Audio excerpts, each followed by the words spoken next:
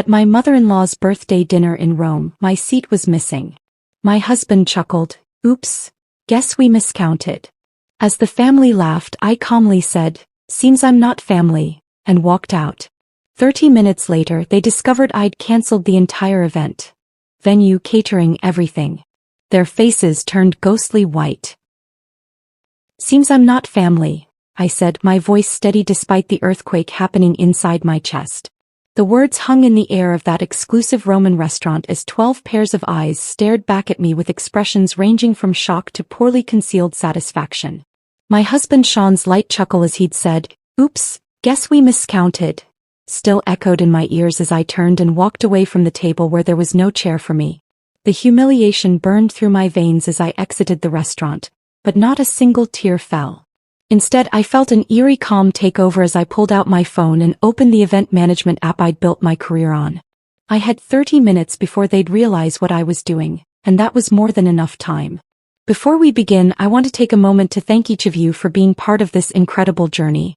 Sometimes the most powerful moments come when we finally recognize our worth. If you've ever felt like an outsider looking in, this story might resonate with you. Before we witness Anna's journey from Boston's premier event planner to a woman reclaiming her dignity in Rome, hit subscribe to join our community of readers who appreciate stories of self-discovery and unexpected strength. Now, let's step behind the curtain of a marriage built on appearances. My name is Anna Morgan Caldwell. 5 years ago, I was just Anna Morgan, the founder of Elite Affairs, Boston's most sought-after event planning company. I'd built my business from the ground up after putting myself through business school. Every elegant gala, every perfectly executed corporate gathering, every society wedding in Boston had my invisible fingerprints all over it.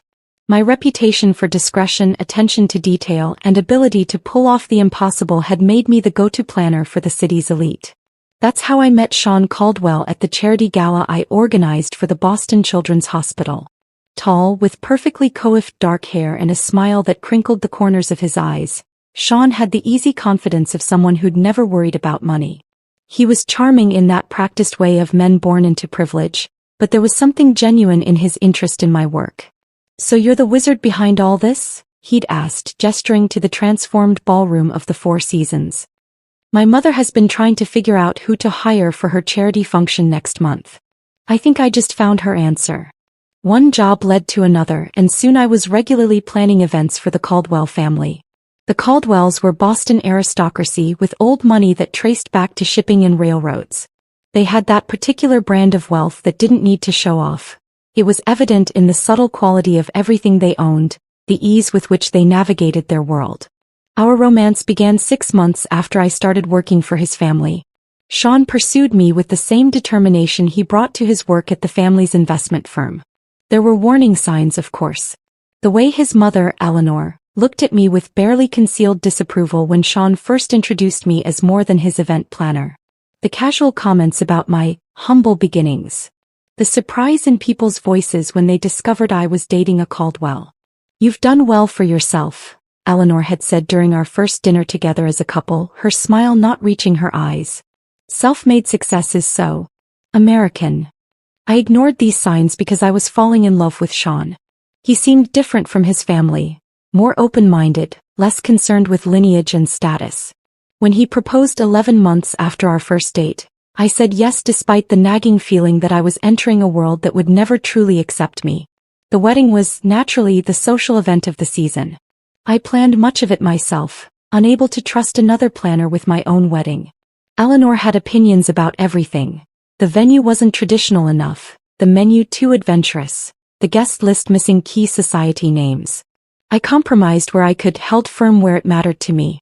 Sean played peacemaker, but I noticed he rarely contradicted his mother directly. After the wedding, the undermining became more systematic. Despite using my company for their events, the Caldwells constantly questioned my decisions, changed plans last minute, and took credit for my ideas. At family gatherings, my opinions were solicited then dismissed. My background in event planning was treated as a charming hobby rather than a successful business. Anna has such a good eye for these things, Eleanor would say to her friends, patting my hand condescendingly. It's almost like having a personal party planner in the family. Sean never defended me. He'd shrug and tell me later that's just how his mother was, that I shouldn't take it personally. But it was personal, and it got worse as the years passed. The opportunity to plan Eleanor's 70th birthday in Rome should have been my crowning achievement. A week-long celebration in the Eternal City, culminating in a dinner at a Michelin-starred restaurant overlooking the Colosseum. I threw myself into creating the perfect event, leveraging every contact I had in the industry. It was during this planning that I discovered the first cracks in the Caldwell facade. The deposits for venues were delayed. Vendors called asking about payments. When I mentioned it to Sean, he brushed it off, saying the family accountant was just being cautious with international transfers. But I saw the statements accidentally left open on his laptop. Investments gone bad, properties mortgaged to the hilt, lines of credit maxed out. The Caldwell fortune was dwindling fast. Still, I kept planning, using my own company's credit line to secure deposits when needed. I told myself it was temporary, that Sean would explain everything once the birthday celebration was behind us. Then came the morning of our flight to Rome.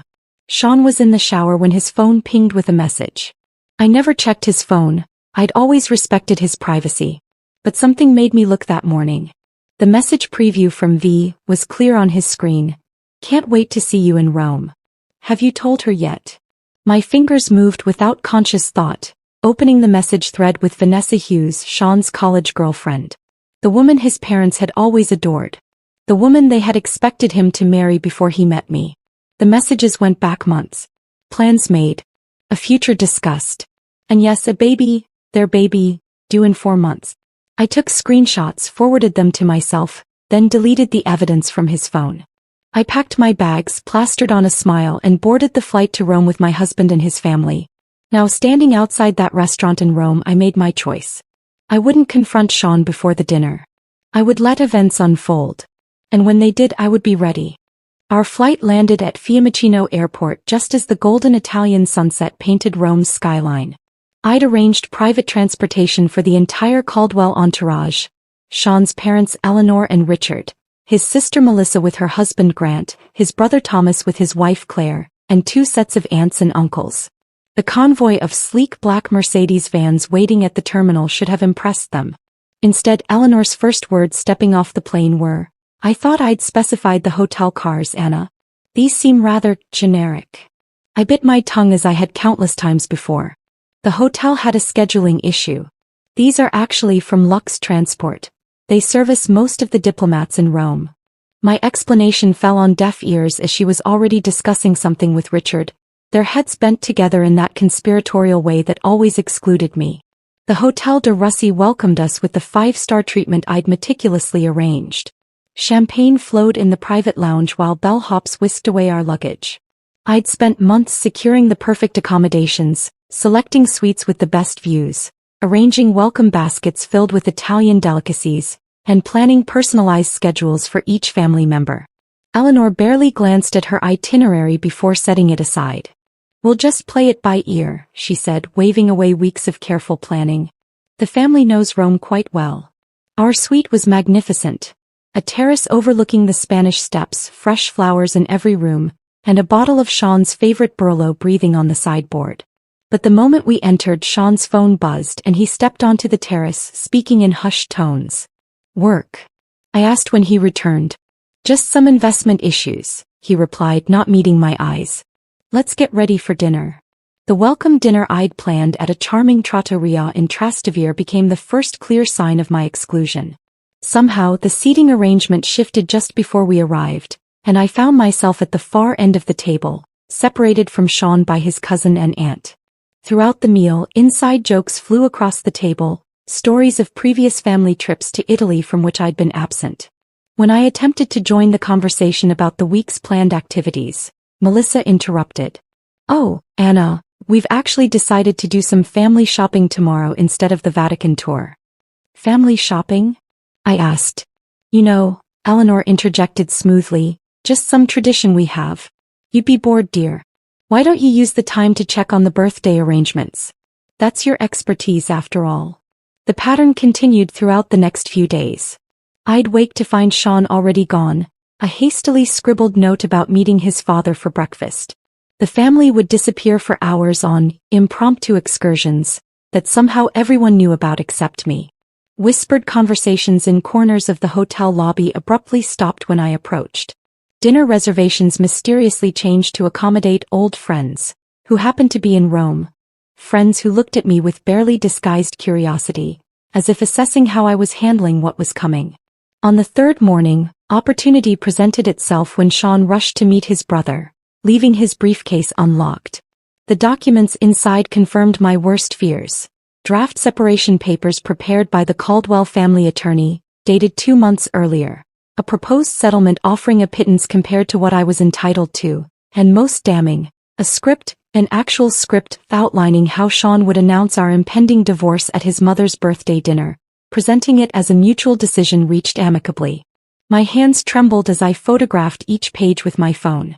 There it was in black and white, the perfect stage-managed exit of the unsuitable wife, timed for maximum public impact yet minimum social embarrassment for the Caldwells.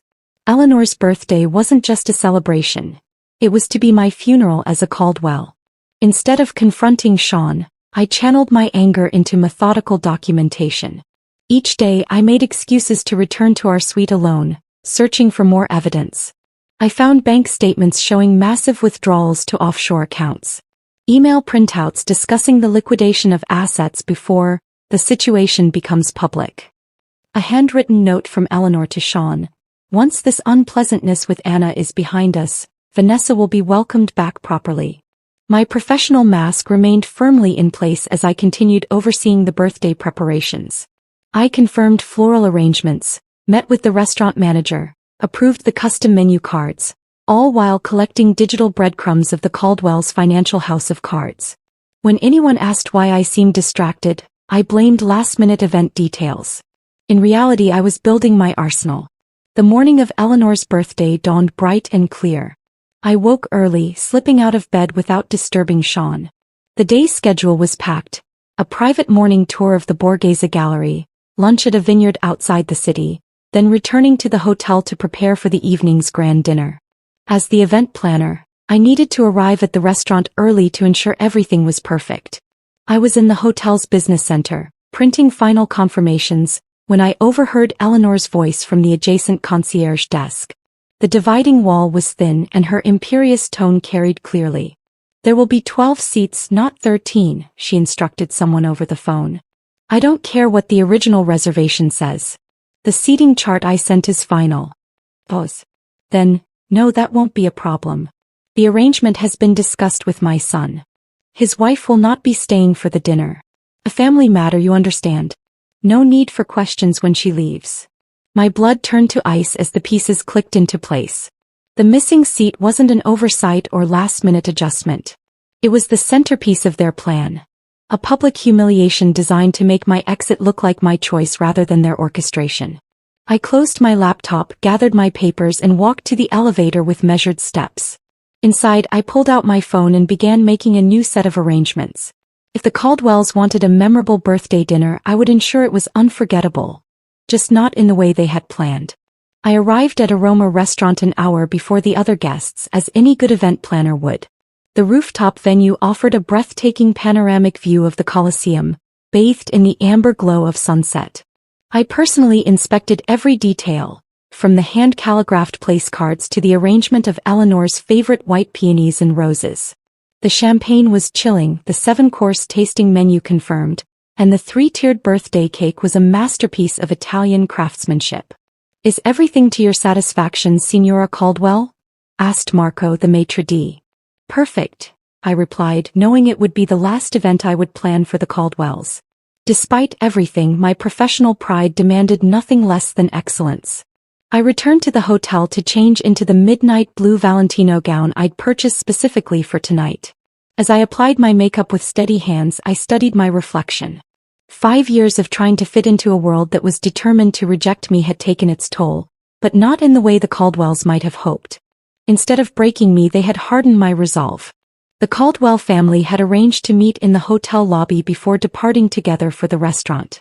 I arrived precisely on time to find them all waiting, Eleanor resplendent in vintage Chanel, her diamond necklace catching the light. Sean's eyes widened slightly when he saw me, perhaps remembering what had attracted him to me in the first place.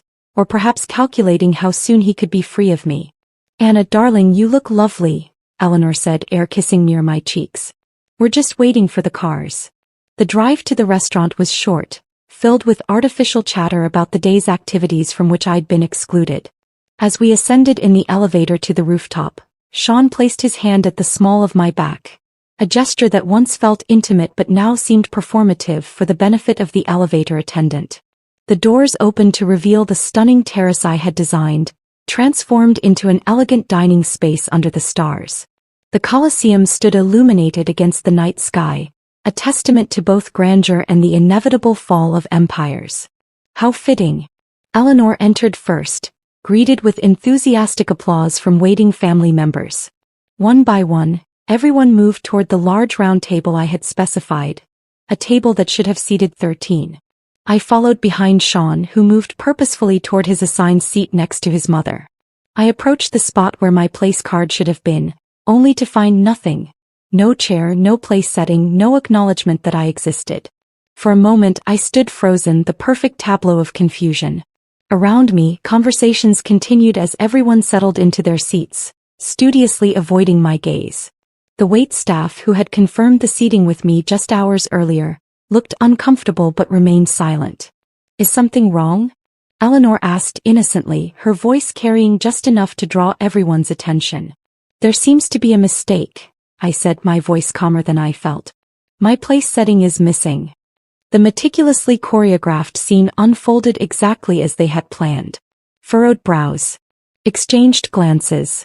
Sean half rising from his chair, a performance of concern that never reached his eyes. "That's odd," Melissa said, examining the table. "Did someone count wrong?" Richard cleared his throat. Perhaps there was a miscommunication with the restaurant staff. Then came Sean's line, delivered with a practiced casualness that made my skin crawl.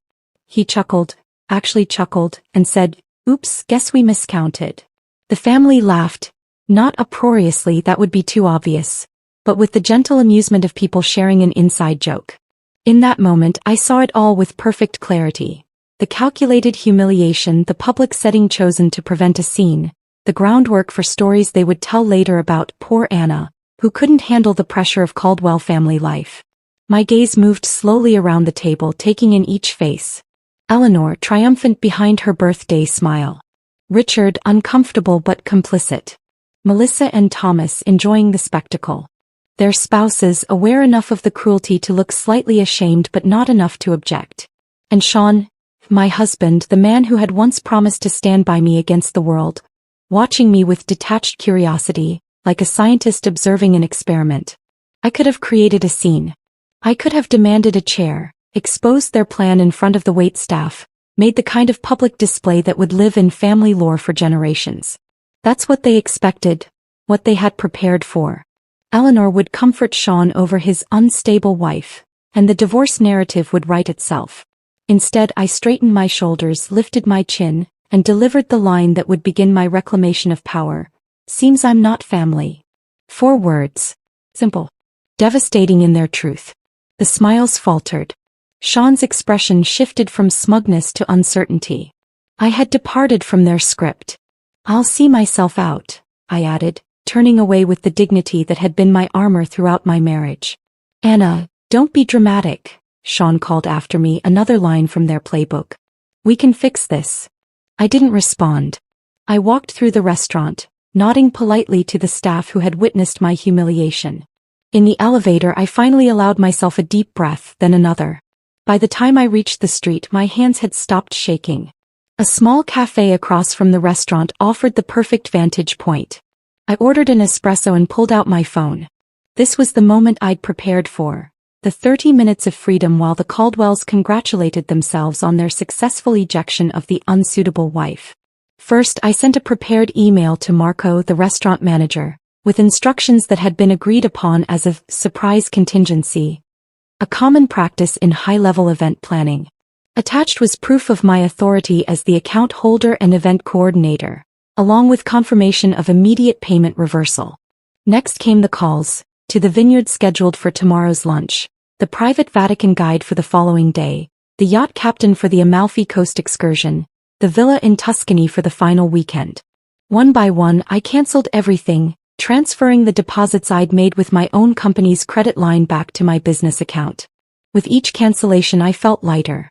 The emails from Sean began arriving. First annoyed, then confused, then increasingly desperate as my tactics became clear. I ignored them all. 28 minutes after I had walked out of the restaurant, I finished my espresso and paid the bill. It was time for the final act. I stood, smoothed my Valentino gown, and walked back across the street to witness the moment when Eleanor Caldwell's perfect birthday celebration crumbled around her.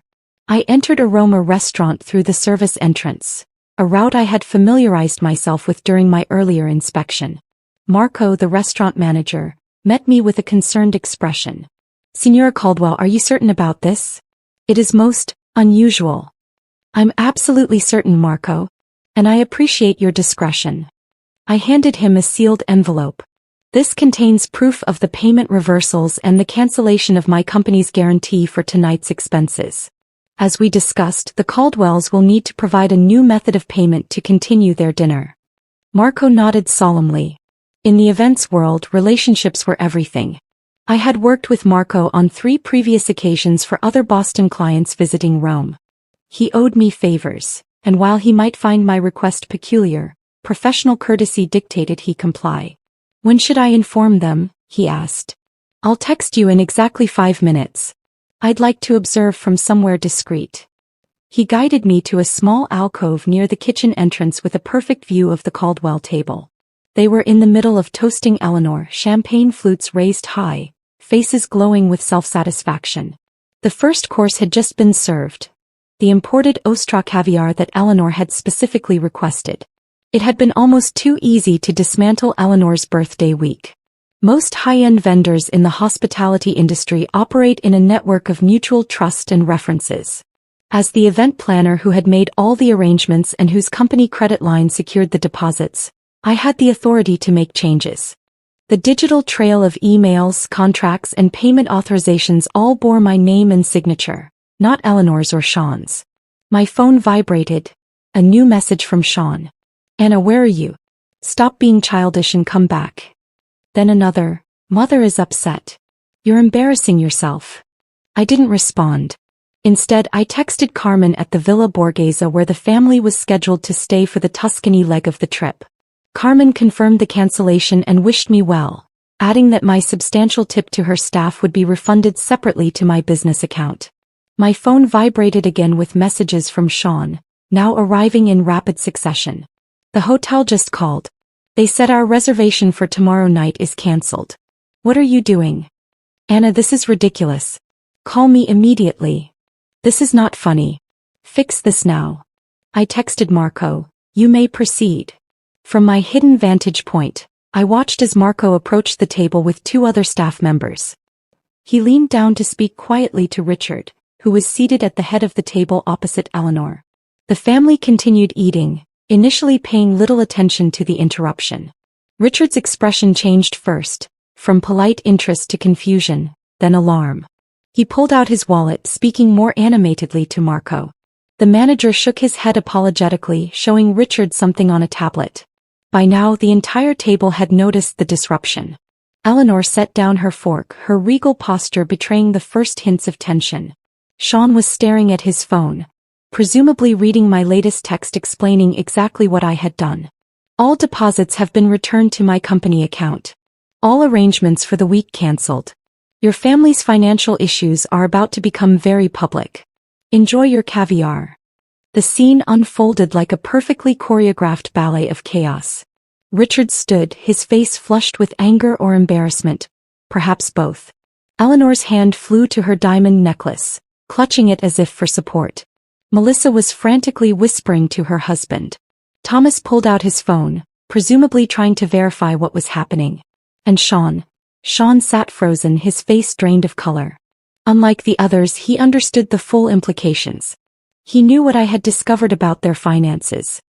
He knew what would happen if his mother's society friends learned that the Caldwells could no longer cover a dinner bill, let alone maintain their lavish lifestyle. My phone rang, Sean calling now, not texting. I declined the call and watched as he stood abruptly from the table, nearly knocking over his chair as he stepped away to try again. This time I answered. Anna, he hissed, his voice a mixture of fury and panic. What the hell do you think you're doing? Seems I'm not family, I repeated calmly. So I'm not responsible for family celebrations. You need to fix this right now. Do you have any idea how humiliating this is for my mother? For all of us. I have exactly the idea, Sean. That was the point. Where are you? His voice changed, desperation creeping in. We need to talk. I can explain about Vanessa, about everything. I'm sure you can. The problem is I've seen the financial statements, Sean. I've seen the emails. I know the Caldwell empire is crumbling, and I know you've been hiding assets offshore before filing for divorce. His sharp intake of breath confirmed what I already knew. He never expected me to discover these things. He had underestimated me just as his family had from the beginning. Those were private. Yes, they were. Just like the text messages from Vanessa about the baby. Just like the script for announcing our divorce at your mother's birthday dinner. Just like the seating arrangement deliberately excluding me. Silence on the line. In the restaurant, I could see the manager now speaking to the entire table. Several other diners were watching with undisguised interest. The Caldwell's humiliation was becoming a public spectacle. Exactly what they had planned for me.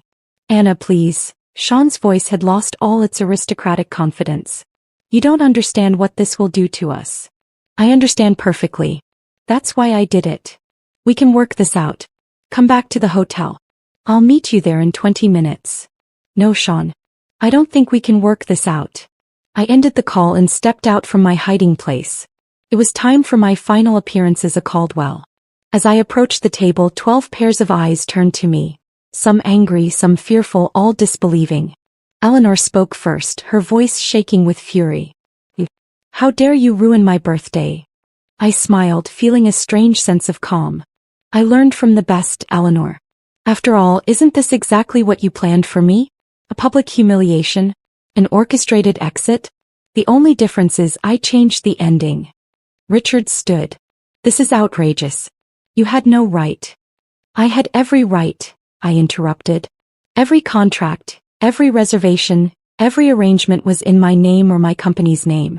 I simply adjusted the plans. You'll regret this, Melissa spat. When Sean divorces you, you'll get nothing. That's where you're wrong, I replied, looking directly at Sean. I have copies of everything, the offshore accounts, the hidden assets, the fraudulent business dealings. I'm sure the IRS will find it all fascinating reading. Their faces turned ghostly white as the implications sank in. In that moment, I felt no triumph, no vindication. Only a profound sense of liberation as I turned and walked away from the Caldwell family for the last time. I left Italy the next morning, upgrading myself to first class on a direct flight to Boston using points I'd accumulated planning the Caldwell's previous vacations. The irony wasn't lost on me. Behind me, I left a family in crisis, their carefully constructed facade crumbling in real time. Through the hotel concierge, I learned that the Caldwells had paid for their dinner with Eleanor's vintage Bulgari bracelet as collateral until a wire transfer could be arranged. By morning, word had spread through Rome's high-end hospitality network that the illustrious American family was having payment difficulties. The remaining vendors I hadn't personally canceled began requesting upfront payments rather than promises. My phone was flooded with messages, some threatening, others pleading. I read them during my layover in London, sipping Earl Grey tea in the British Airways lounge. Richard, this is actionable. Our lawyers will be in touch. Melissa, you've made the biggest mistake of your life. Thomas, did you really think you could humiliate our family without consequences? Eleanor's message was the most revealing. I always knew you were common. This vindictive display only proves what I've said from the beginning. But it was the succession of messages from Sean that told the real story of a family in freefall. First, you have no idea what you've done. My father had a minor heart episode. Is that what you wanted? Then, the Prescotts and Whitmores saw everything. Do you know what this means for our standing? Later, the hotel is demanding payment for the entire week up front. They say all guarantees have been cancelled. And finally, please Anna. I need to talk to you. It's about more than us now. I didn't respond to any of them. Instead, I forwarded the financial documents I'd gathered to my lawyer with instructions to hold them securely until needed. If the Caldwells pursued litigation, I would be prepared. When I arrived home to our Beacon Hill brownstone, I hired a moving company to pack my personal belongings. I took only what was unquestionably mine: clothes, jewelry I'd purchased myself, my collection of first edition books, and the artwork I'd acquired before our marriage. Everything else, including the wedding gifts and items purchased jointly, I left behind. I wanted nothing that could tie me to the Caldwells' web of deceit. 2 days later, the Boston Globe published a small item in their society section: Caldwell Investment Group faces inquiry. The article mentioned financial irregularities and questions from investors. While it didn't make front-page news, it was enough to send ripples through Boston's social circles. Sean appeared at my new apartment unannounced 1 week after I returned from Rome. He looked haggard, the polished veneer of privilege replaced by genuine desperation. "You need to come home," he said when I opened the door. "This has gone far enough. This isn't a negotiating tactic, Sean. This is divorce." He stepped inside without invitation, running his hands through his disheveled hair. "The SEC is looking into father's accounts. 2 board members have resigned. Mother had to cancel her charity gala because 3 major donors pulled out." "That sounds like a Caldwell family problem," I replied. "Not mine." "It's your problem if I go down with the ship," he countered. "We're still married. My debts are your debts." I allowed myself a small smile. "Not when I have proof that you deliberately excluded me from financial decisions and hid assets with the intent to defraud me in divorce proceedings. My lawyer assures me that's enough to protect me." His facade cracked completely then. Sean sank onto my couch, head in his hands. "I never wanted it to be like this." "What did you want, Sean? To marry me for my event planning skills? To use me to manage your social calendar while you reconnected with Vanessa? To discard me when I was no longer useful?" "It wasn't like that in the beginning," he said quietly. "I did love you. But not enough to stand up to your family. Not enough to be honest about your affair." I sat across from him, feeling strangely calm. "When is the baby due?" His head snapped up. "How did you?" 4 months according to the texts I saw. "Congratulations." A heavy silence fell between us. Outside, rain began to tap against the windows of my new apartment. Smaller than our brownstone but mine alone, paid for with the proceeds from a business I'd built without Caldwell money or connections. "I'll give you whatever you want," Sean finally said. "Just hand over those documents and sign an NDA. Name your price." That was the moment I realized the Caldwells still didn't understand me at all. After 5 years, they still saw me as someone who could be bought, someone motivated by the same material concerns that drove their existence.